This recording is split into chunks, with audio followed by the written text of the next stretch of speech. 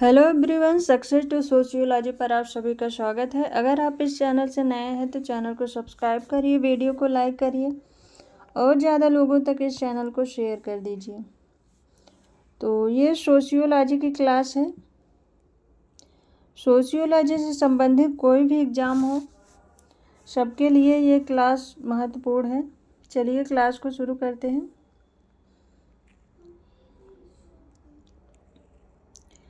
पहला क्वेश्चन है, निम्नलिखित में से किसने सामाजिक समूह को अंतर समूह एवं बाह्य समूह में विभाजित किया है? कूले, Charles कूले, R K. Merton, MacIver, Sumner. किसने सामाजिक समूह को अंतर समूह और बाह्य समूह में विभाजित किया है? राइट आंसर क्या होगा? अंतर समूह और बाह्य समूह में सामाजिक समूह को जो है ग्राहम समनर ने विभाजित किया है। ऑप्शन 4 राइट आंसर है। अंतर समूह वह समूह है जिससे हम संबंधित होते हैं, अर्थात उनके साथ हमारा जो है करीबी का रिश्ता होता है, और बाह्य समूह वे होते हैं जिनसे हम दूरी का रिश्ता रखते हैं। ऑप्शन 4 राइट आंसर है। नेक्स्ट क्वेश्चन है, निम्नांकित युग्मों में से कौन सा युग्म सही नहीं है? प्राथमिक समूह कूले, संदर्भ समूह मर्टन, बाह्य समूह समनर, मानव समूह मैक्स वेबर। निम्नांकित युग्मों में से कौन सा युग्म सही नहीं है? तो प्राथमिक समूह की अवधारणा कूले ने दी है, संदर्भ समूह मर्टन ने दिया है, बाह्य समूह समनर ने, और मानव समूह की अवधारणा होमन्स ने दी है।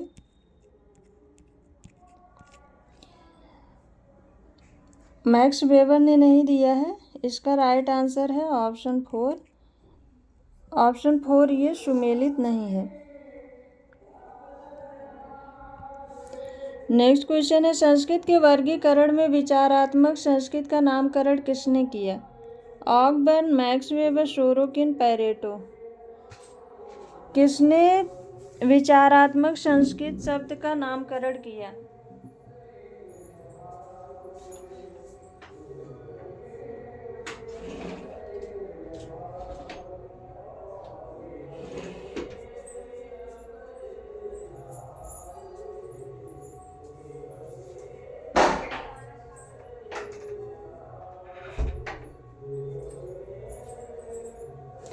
संस्कृत के वर्गीकरण में विचारात्मक संस्कृत सोरोकिन ने संस्कृत के 3 प्रकार बताए हैं। 3 भागों ने संस्कृत को बांटा था, चेतनात्मक, आदर्शात्मक और विचारात्मक या भावात्मक। तो इसका ऑप्शन 3 राइट आंसर है। नेक्स्ट क्वेश्चन है, निम्नांकित में से कौन सा एक कथन औद्योगिक समाज की विशेषता है? परंपराओं एवं प्रथाओं का अनुरक्षण, सजातीयता एवं वर्ग चेतना की कमी, प्रतिस्पर्धा एवं संघर्ष, यांत्रिकी एकता। इनमें कौन एक औद्योगिक समाज की विशेषता है?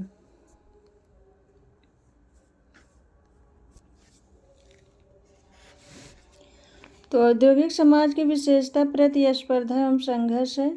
ऑप्शन 3 राइट आंसर है। औद्योगिकरण के साथ साथ समाज में जटिलता भी बढ़ गई है, इसीलिए प्रतिस्पर्धा और संघर्ष ये औद्योगिक समाज में मौजूद है। नेक्स्ट क्वेश्चन है, समाज को गेमेनशॉफ्ट और गेसेलशॉफ्ट में किसने वर्गीकृत किया? Charles कूले, Sumner, max weber, Ferdinand टॉनीज। समाज को गेमेनशॉफ्ट और गेसेलशॉफ्ट में किसने वर्गीकृत किया है? तो गेमेनशॉफ्ट और गेसेलशॉफ्ट ने टॉनीज ने वर्गीकृत किया है। ऑप्शन 4 राइट आंसर है।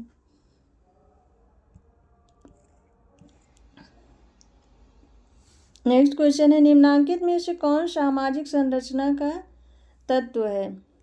आयु एवं लिंगानुपात, प्रजनन एवं मृत्यु, परिस्थिति एवं भूमिका, परिवार का आकार एवं स्वजनों की संख्या। इनमें कौन एक सामाजिक संरचना को स्पष्ट करता है?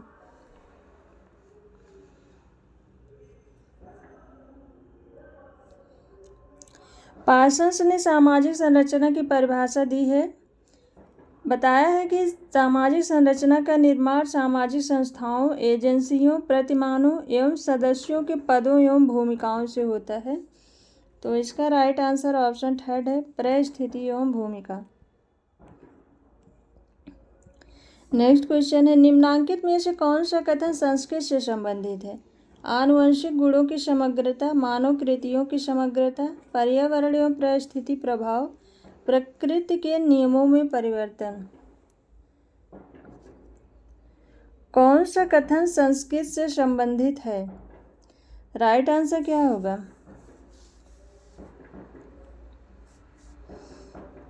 हर्स्कोविट्ज़ के अनुसार संस्कृत पर्यावरण का वह भाग है जिसे मनुष्यों ने निर्मित किया है। तो इसका राइट आंसर है ऑप्शन सेकंड, मानव कृतियों की समग्रता। नेक्स्ट क्वेश्चन है, निम्नलिखित में से कौन वाह्य समूह है? परिवार, एक सेना, क्रीडा समूह, पड़ोस। इनमें कौन एक वाह्य समूह है? तो एक सेना ये वाह्य समूह में आता है। ऑप्शन सेकंड राइट आंसर है।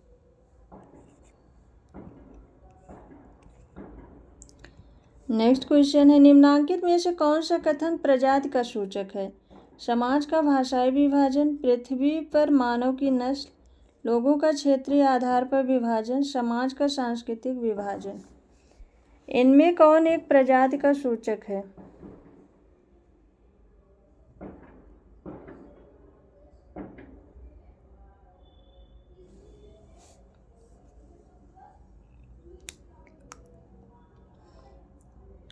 राइट आंसर है इसका ऑप्शन सेकंड, पृथ्वी पर मानव की नस्ल। नेक्स्ट क्वेश्चन है, एक उपसंस्कृत जो कुछ विश्वासों, मूल्यों से संबद्ध है, समाज की प्रभावी संस्कृति को आमूल रूप से नकारती है, वह वैकल्पिक संस्कृति का प्रतिपादन करती है, वह कौन सी संस्कृति है? भावपरक संस्कृति, चेतनात्मक संस्कृति, प्रति संस्कृति, यथार्थ संस्कृति। एक उपसंस्कृति जो कुछ विश्वासों, मूल्यों से संबद्ध है, समाज की प्रभावी संस्कृति को आमूल रूप से नकारती है तथा वह वैकल्पिक संस्कृति का प्रतिपादन करती है। इसका राइट आंसर होगा ऑप्शन थर्ड, प्रति संस्कृति।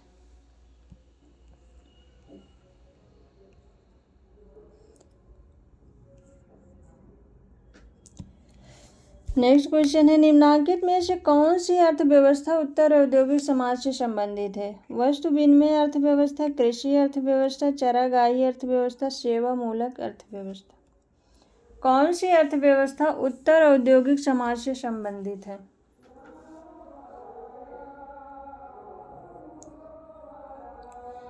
तो राइट आंसर इसका होगा ऑप्शन फोर, सेवा मूलक अर्थव्यवस्था ये उत्तर औद्योगिक समाज से संबंधित है।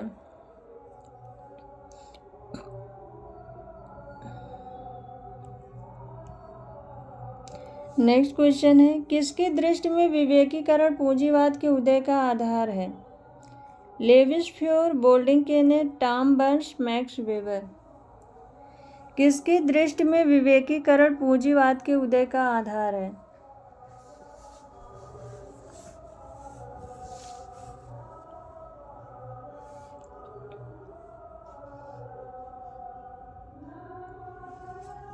तो राइट आंसर है इसका option four, Max Weber. Max Weber ने the Protestant ethic and the spirit of capitalism में अपनी इस बुक में इन्होंने बताया है विवेकीकरण पूंजीवाद के उदय का आधार है। नेक्स्ट क्वेश्चन है, प्रजाति के निर्धारण में निम्नलिखित में से कौन सा एक भौतिक लक्षण अधिक अस्थायी माना जाता है? शारीरिक कद, त्वचा का रंग, शीर्ष देशना, नासिका देशना। प्रजाति के निर्धारण में कौन सा एक भौतिक लक्षण अधिक अस्थायी माना जाता है? राइट आंसर है इसका ऑप्शन है शीर्ष देशना। नेक्स्ट क्वेश्चन है, सामाजिक संरचना को क्रिया की अविरल धारा के रूप में किसने परिभाषित किया है? नॉडेल, गिडिंग्स, मार्टिनडेल, उपरोक्त में से कोई नहीं। सामाजिक संरचना को क्रिया की अविरल धारा के रूप में एंथनी गिडिंग्स ने परिभाषित किया है। ऑप्शन सेकंड राइट आंसर है। इसके अलावा नॉडेल ने संरचना को विभिन्न अंगों की व्यवस्थित क्रमबद्धता के रूप में बताया है।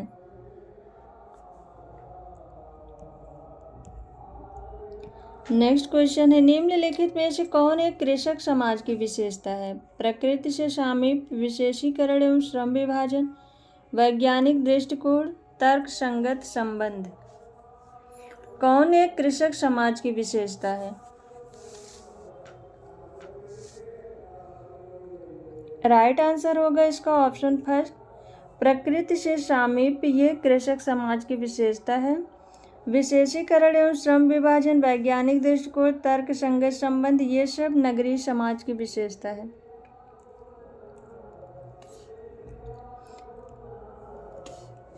नेक्स्ट क्वेश्चन है, निम्नांकित में से कौन सा एक कथन सही है? समिति एक साधन है, साध्य नहीं। संस्था एक साधन है, साध्य नहीं। समिति स्वतः विकसित होती है। संस्था की प्रकृति अस्थायी होती है। कौन सा कथन सही है इसमें?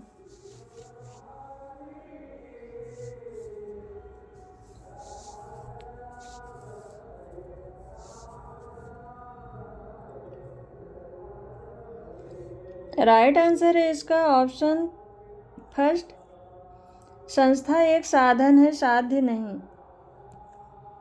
ऑप्शन सेकंड राइट आंसर है। ऑप्शन सेकंड, संस्था एक साधन है, साध्य नहीं। ऑप्शन सेकंड राइट आंसर है।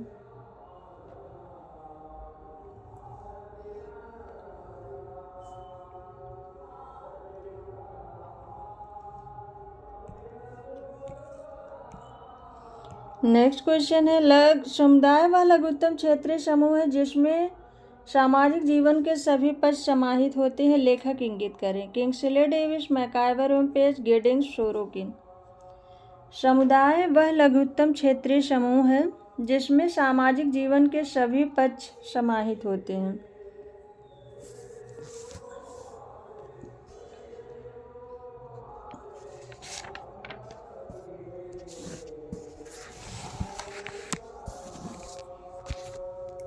ये परिभाषा दी है किंग्सले डेविस ने। ऑप्शन फर्स्ट राइट आंसर है। नेक्स्ट क्वेश्चन है, वे सभी क्रियाकलाप जिसमें लोग सादृश्य चीजें साथ साथ करते हैं क्या कहलाता है? एकीकरण, अनुकूलन, प्रत्यक्ष सहयोग, अप्रत्यक्ष सहयोग। वे सभी क्रियाकलाप जिसमें लोग सादृश्य चीजें साथ साथ करते हैं क्या कहलाता है? एकीकरण, अनुकूलन, प्रत्यक्ष सहयोग, अप्रत्यक्ष सहयोग। तो इसका राइट आंसर होगा ऑप्शन थर्ड, प्रत्यक्ष सहयोग। मैकाइवर एवं पेज ने सहयोग के दो प्रकार बताए हैं, प्रत्यक्ष सहयोग और अप्रत्यक्ष सहयोग। प्रत्यक्ष सहयोग में व्यक्तियों के बीच आमने सामने का संबंध पाया जाता है। ऑप्शन थर्ड इसका राइट आंसर है। नेक्स्ट क्वेश्चन है, जब प्रतिस्पर्धा अपने नियमों का अनुपालन नहीं करती तब वह रूपांतरित हो जाती है। सहयोग में, आत्मीकरण में, प्रतिकूलता में, संघर्ष में। जब प्रतिस्पर्धा अपने नियमों का अनुपालन नहीं करती तब वह रूपांतरित हो जाती है। किंग्सले डेविस की परिभाषा है, जहां प्रतिस्पर्धियों का ध्यान प्रतिस्पर्धा से हटकर प्रतिद्वंदियों पर केंद्रित हो जाता है, वहीं संघर्ष प्रारंभ हो जाता है। तो जब प्रतिस्पर्धा अपने नियमों का अनुपालन नहीं करती तो वो संघर्ष में परिवर्तित हो जाती है। ऑप्शन फोर राइट आंसर है। नेक्स्ट क्वेश्चन है, सामाजिक स्तरीकरण के संपत्ति, प्रतिष्ठा और शक्ति संबंधी सिद्धांत का प्रतिपादन किसने किया? कार्ल मार्क्स, डेविस और मूर, मैक्स वेबर, चार्ल्स कूले। सामाजिक स्तरीकरण के संपत्ति, प्रतिष्ठा और शक्ति संबंधी सिद्धांत का प्रतिपादन किसने किया है?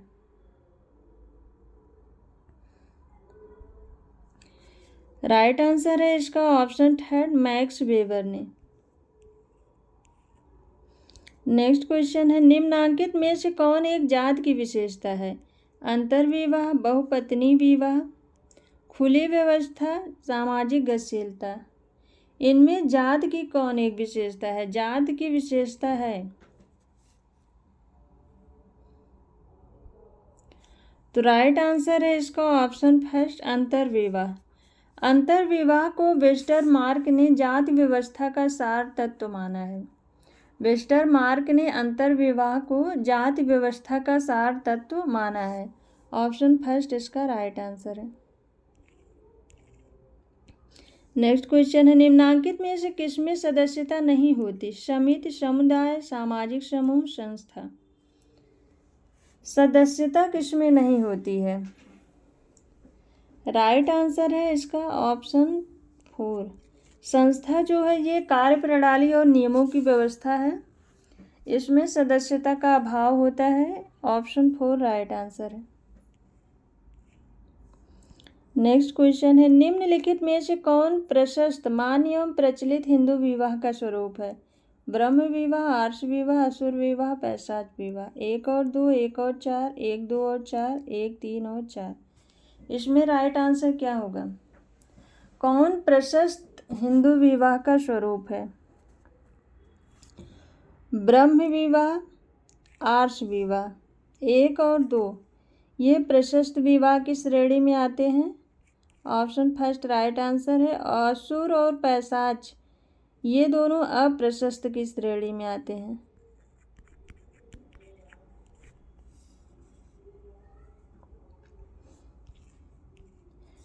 नेक्स्ट क्वेश्चन है, अगस्त कॉम्टे ने समाज के अध्ययन को विभाजित किया है उप संरचना एवं अति संरचना में, सामाजिक स्थिति शास्त्र एवं सामाजिक गति शास्त्र में, अंतर समूह और बाह्य समूह में, उपरोक्त में से कोई नहीं। अगस्त कॉम्टे ने समाज के अध्ययन को विभाजित किया है। अगस्त कॉम्टे ने समाज को social statics and social dynamics में विभाजित किया है। ऑप्शन सेकंड राइट आंसर है। नेक्स्ट क्वेश्चन है, निम्नलिखित में से कौन एक समुदाय की विशेषता नहीं है? निश्चित स्थानीयता, लोगों का समूह, ऐच्छिक सदस्यता, सामुदायिक भावना। समुदाय की विशेषता नहीं है। राइट आंसर क्या होगा? राइट आंसर है इसका ऑप्शन थर्ड, समुदाय में अनिवार्य सदस्यता होती है, ऐच्छिक नहीं होती है। ऑप्शन थर्ड राइट आंसर है। नेक्स्ट क्वेश्चन है, वेस्टरमार्क के मतानुसार परिवार का प्रारंभिक स्वरूप था पितृसत्तात्मक, मातृसत्तात्मक, स्वच्छंद, संभोग पर आधारित, लिंग साम्यवादी। राइट आंसर क्या है इसमें?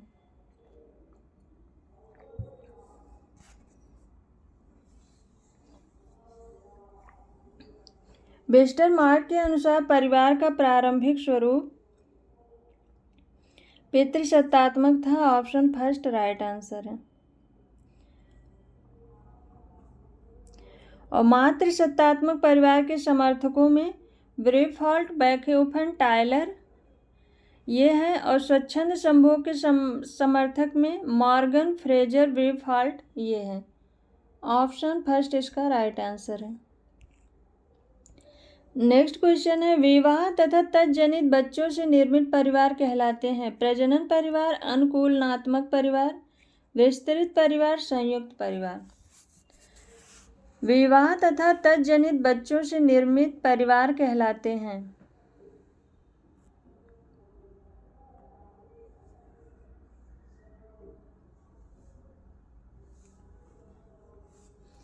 राइट आंसर है इसका ऑप्शन फर्स्ट, प्रजनन परिवार कहलाते हैं। प्रजनन परिवार वह परिवार है जिसमें पुरुष जो है शादी करने के बाद अपने परिवार का निर्माण करता है, वो प्रजनन परिवार है। नेक्स्ट क्वेश्चन है, यदि कोई पुरुष एक समय में एक ही स्त्री से विवाह करता है परंतु तलाक एवं पुनर्विवाह के मामले में पर्याप्त शिथिलता बरतता है, यह व्यवहार क्या कहलाएगा?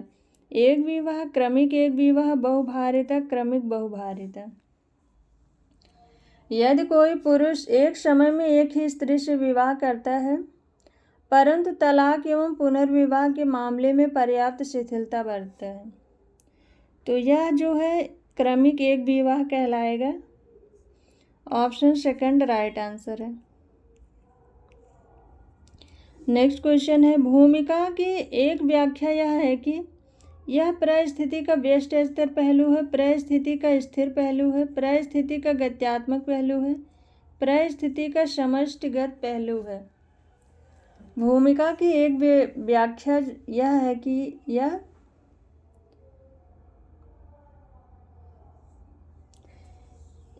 यह परिस्थिति का गत्यात्मक पहलू है। ऑप्शन थर्ड राइट आंसर है। नेक्स्ट क्वेश्चन है, विवाह का नव स्थानीय नियम निम्नलिखित में से कौन सा है? एक नव दंपत्ति के पास एक नए रसोई घर का होना, एक नव दंपत्ति के पास एक नया पूजा स्थल होना, एक नव दंपत्ति के पास रहने के लिए नया घर होना, एक नव दंपत्ति के पास एक नया पड़ोस का होना। विवाह का नव स्थानीय नियम क्या है?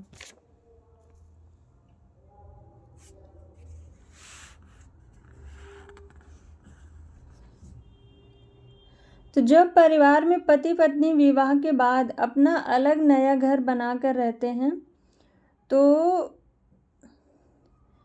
वो जो है नव स्थानीय परिवार कहलाता है। तो इसका राइट आंसर है ऑप्शन थर्ड, एक नव दंपत्ति के पास रहने के लिए एक नया घर होना। ऑप्शन थर्ड राइट आंसर है। नेक्स्ट क्वेश्चन है, सामाजिक स्थिति में ऐसा परिवर्तन जिससे व्यक्ति की परिस्थिति नहीं बदलती कहलाता है सामाजिक गतिशीलता, क्षैतिज गतिशीलता, लंबवत गतिशीलता, संरचनात्मक गतिशीलता। तो सामाजिक स्थिति में ऐसा परिवर्तन जिसमें व्यक्ति की परिस्थिति नहीं बदलती वह जो है क्षैतिज गतिशीलता कहलाता है। ऑप्शन सेकंड राइट आंसर है। सोरोकिन ने दो गतिशीलता बताई थी, ऊर्ध्वाधर गतिशीलता और क्षैतिज गतिशीलता। तो ऑप्शन सेकंड इसका राइट आंसर है। नेक्स्ट क्वेश्चन है, डेविस एवं मूर ने किस शीर्षक के अंतर्गत सामाजिक स्थिरीकरण के क्षेत्र में जीवंत एवं सतत वाद विवाद को प्रेरित किया है? एक, functional analysis of stratification, some principle of stratification, एक critical analysis, some principle of stratification, dialectical analysis of stratification. Right answer क्या होगा इसमें? डेविस एवं मूर ने किस शीर्षक के अंतर्गत सामाजिक स्थिरीकरण के क्षेत्र में जीवंत एवं सतत वाद विवाद को उत्प्रेरित किया है? डेविस एवं मूर ने सामाजिक स्थिरीकरण के प्रकारवादी सिद्धांत का प्रतिपादन किया है अपनी पुस्तक some principle of stratification. Option third right answer है। नेक्स्ट क्वेश्चन है, परिस्थिति समूह शब्द के प्रणेता थे Robert King Merton, Max Weber, Talcott Parson, Ralph Linton. परिस्थिति समूह के प्रणेता थे तो परिस्थिति समूह शब्द को सर्वप्रथम मैक्स वेबर ने दिया था। Option second right answer. Next question है, लिंग, आयु एवं जाति सभी उदाहरण हैं अर्जित परिस्थिति के, प्रदत्त परिस्थिति के, जैविक परिस्थिति के, सांस्कृतिक परिस्थिति के। लिंग, आयु एवं जाति ये सभी उदाहरण हैं।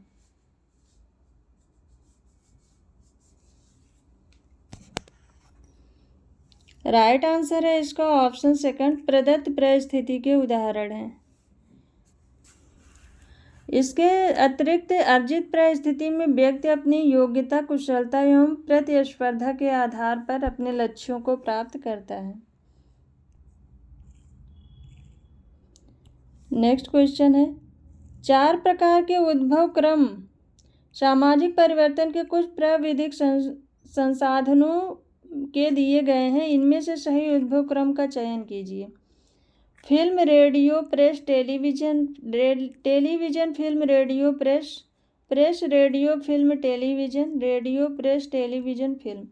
इसमें राइट आंसर क्या होगा? सामाजिक परिवर्तन के कुछ प्राविधिक संसाधनों के क्रम दिए गए हैं, इनमें से इनके उद्भव क्रम का सही चयन क्या है? तो सबसे पहले प्रेस, ऑप्शन थर्ड इसका राइट आंसर। सबसे पहले प्रेस 1455 में प्रेस का आविष्कार हुआ था। रेडियो का आविष्कार 1912 में हुआ था और फिल्म जो है ये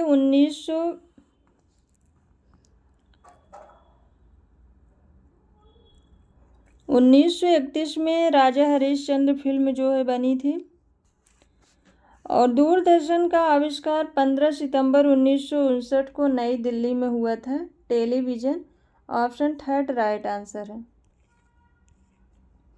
नेक्स्ट क्वेश्चन है, भूमिका संकुल की अवधारणा को सर्वप्रथम किसने प्रस्तुत किया? Ralph Linton, Talcott Parson, Robert King Merton, George Herbert Mead. भूमिका संकुल की अवधारणा को सर्वप्रथम किसने प्रस्तुत किया? तो भूमिका संकुल की अवधारणा जो है रॉबर्ट किंग मर्टन ने दी है। ऑप्शन थर्ड राइट आंसर है। नेक्स्ट क्वेश्चन है, निम्नांकित में से कौन सामाजिक नियंत्रण के साधन है? जनमत एवं प्रचार, सामूहिक सुदृढ़ता एवं एकता, परंपराएं एवं प्रथाएं, समितियां एवं संघ। 1, 2 और 3, 1 और 3, 3 और 4, 1, 3 और 4 सामाजिक नियंत्रण के साधन हैं।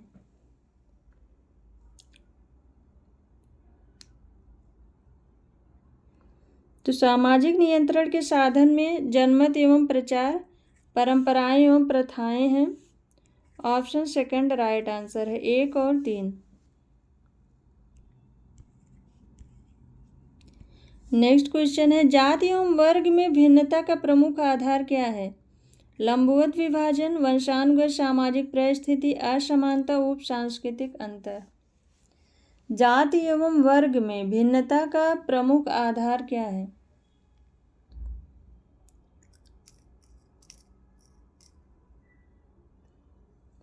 राइट आंसर है इसका ऑप्शन सेकंड, वंशानुगत सामाजिक परिस्थिति।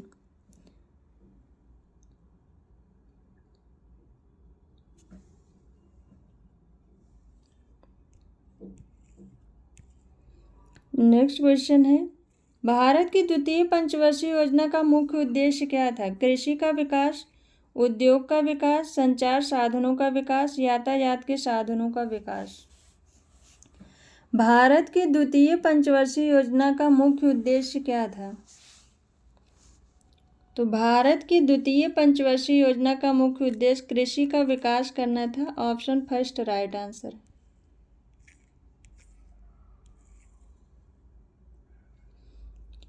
नेक्स्ट क्वेश्चन है, निम्नलिखित में से विचारकों का कौन सा समूह सामाजिक परिवर्तन के रेखीय दृष्टिकोण से संबंधित है?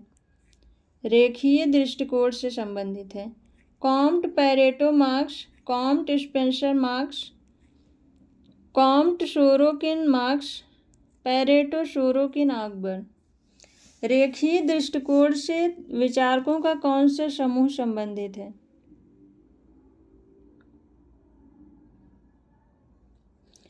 तो इस क्वेश्चन का राइट आंसर होगा कॉम्ट, पैरेटो, मार्क्स। पैरेटो ये जो है चक्रीय सिद्धांत से हैं, तो ये नहीं होगा। और ऑप्शन थर्ड में सोरोकिन ये चक्रीय सिद्धांत से हैं, ये भी नहीं होगा। इसमें पैरेटो, सोरोकिन ये है, ये नहीं होगा। ऑप्शन सेकंड इसका राइट आंसर होगा, Comte, Spencer, marks. Option second right answer है।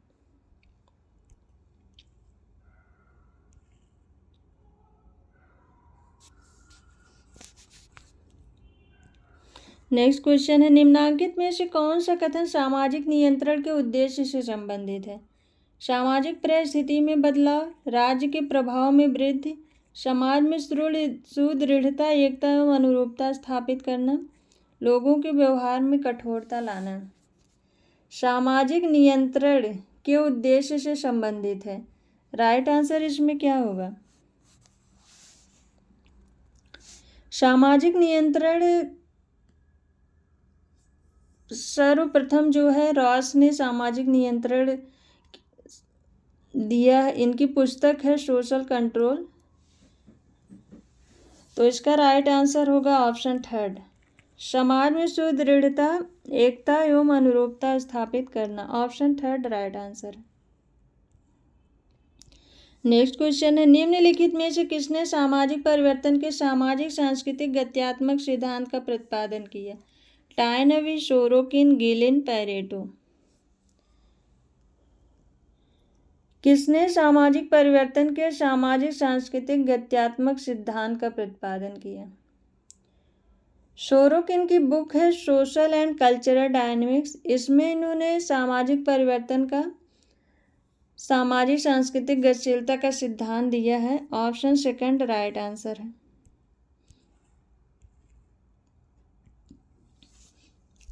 नेक्स्ट क्वेश्चन है, संस्कृत तथा सभ्यता में मुख्य अंतर क्या है? संस्कृत वह जिसे हमने अर्जित किया है, सभ्यता वह जिसे हम अर्जित करने की आकांक्षा करते हैं। संस्कृत वह है जो बुद्धि से उत्पन्न होती है, सभ्यता नहीं। संस्कृति द्वितीयक है, सभ्यता प्राथमिक है। संस्कृत वह है जो हम हैं और सभ्यता वह है जो हम अपने पास रखते हैं। इसमें राइट आंसर क्या होगा? संस्कृत और सभ्यता में मुख्य अंतर मैकाइवर एवं पेज ने बताया है। उन्होंने कहा है संस्कृत वह है जो हम हैं और सभ्यता वह है जो हमारे पास है। Option 4 right answer.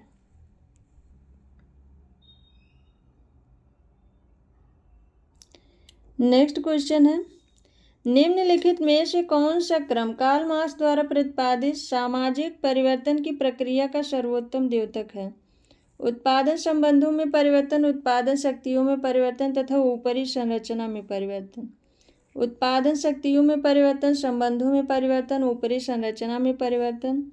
ऊपरी संरचना में परिवर्तन, उत्पादन संबंधों में परिवर्तन, उत्पादन की शक्तियों में परिवर्तन।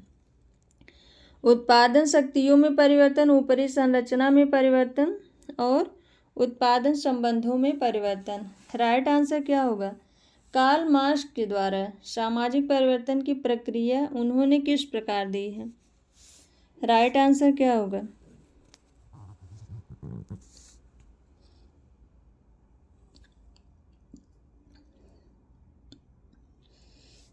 राइट आंसर है इसका ऑप्शन सेकंड। सामाजिक परिवर्तन की प्रक्रिया के अंतर्गत उत्पादन की शक्तियों में सबसे पहले परिवर्तन आता है, उसके बाद संबंधों में, फिर ऊपरी संरचना में परिवर्तन होता है। ऑप्शन सेकंड राइट आंसर है। नेक्स्ट क्वेश्चन है, भारत में किशोर न्याय अधिनियम पारित हुआ था 1951 ईस्वी, 1961, 1955, 1986। किशोर न्याय अधिनियम ये कब पारित हुआ था? किशोर न्याय अधिनियम 1986 में पारित हुआ था और 1987 में इसे लागू किया गया था। नेक्स्ट क्वेश्चन है, भारतीय संविधान की निम्नलिखित धाराओं में से किस एक धारा में कहा गया है कि राज्यों को नशाखोरी उन्मूलन का प्रयत्न करना चाहिए? धारा 19, धारा 348, धारा 47, धारा 50। भारत के संविधान के किस अनुच्छेद में यह कहा गया है कि राज्यों को नशाखोरी उन्मूलन का प्रयत्न करना चाहिए?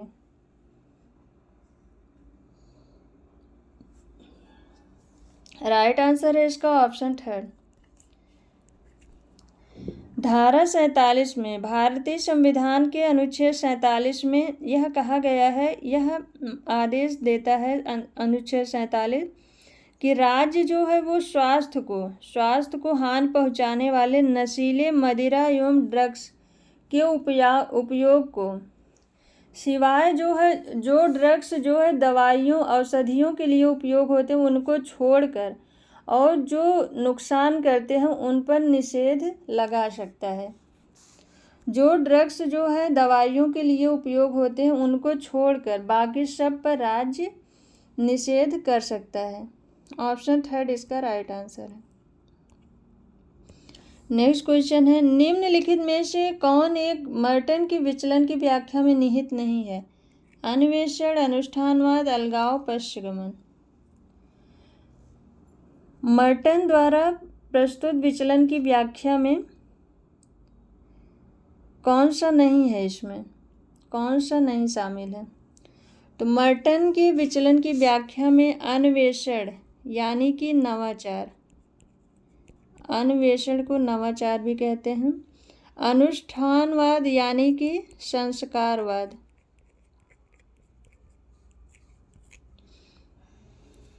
और पश्चगमन यानी कि प्रत्यावर्तन।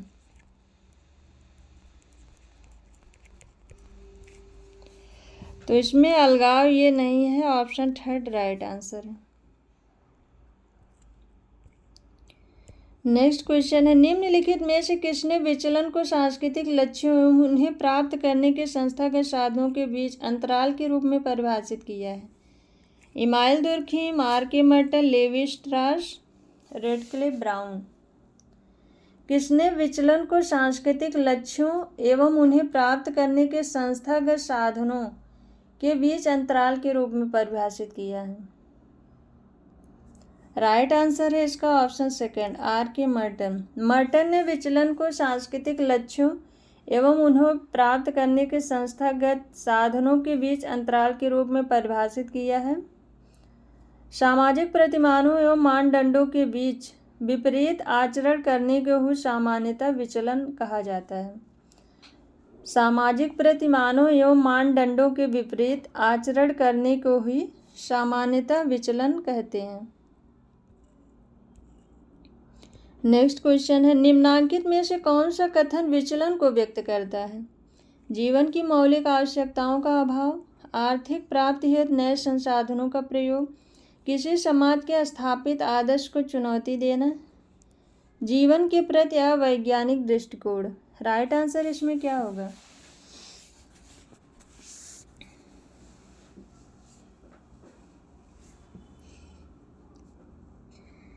कौन सा कथन विचलन को व्यक्त करता है? तो रॉबर्ट बेल के अनुसार समाज में औसत व्यवहार से बहुत अधिक भिन्नता प्रकट करना ही विचलन है। तो इसमें राइट आंसर है ऑप्शन थर्ड, किसी समाज के स्थापित आदर्श को चुनौती देना, ये विचलन को व्यक्त करता है। नेक्स्ट क्वेश्चन है, वैयक्तिक विघटन और सामाजिक विघटन के बीच संबंध के बारे में निम्नलिखित में से कौन सा एक कथन सही नहीं है? वैयक्तिक विघटन सामाजिक विघटन का कारण हो सकता है, वैयक्तिक विघटन सामाजिक विघटन का परिणाम हो सकता है, वैयक्तिक विघटन का सामाजिक विघटन के साथ लेश मात्र भी संबंध नहीं है, वैयक्तिक विघटन के साथ सामाजिक विघटन का पारस्परिक संबंध है। कौन सा इसमें सही नहीं है? वैयक्तिक विघटन और सामाजिक विघटन के संबंध में कौन सा कथन सही नहीं है? तो इसमें राइट आंसर होगा ऑप्शन थर्ड, वैयक्तिक विघटन का सामाजिक विघटन के साथ लेश मात्र भी संबंध नहीं है। ये ऑप्शन गलत है, ऑप्शन थर्ड इसका राइट आंसर है। तो आज की क्लास बस यहीं तक। आई होप आप सबको ये क्लास पसंद आए। क्लास पसंद आए तो वीडियो को ज़रूर लाइक करिएगा, चैनल को सब्सक्राइब करिए और ज़्यादा लोगों तक इस चैनल को शेयर करिए। इसके बाद के जो क्वेश्चन है वो कल की क्लास में करेंगे और चैनल को और ज़्यादा लोगों तक शेयर कर दीजिए। क्लास पसंद आए तो कमेंट बॉक्स में ज़रूर बताना क्लास कैसी लगी। Thank you.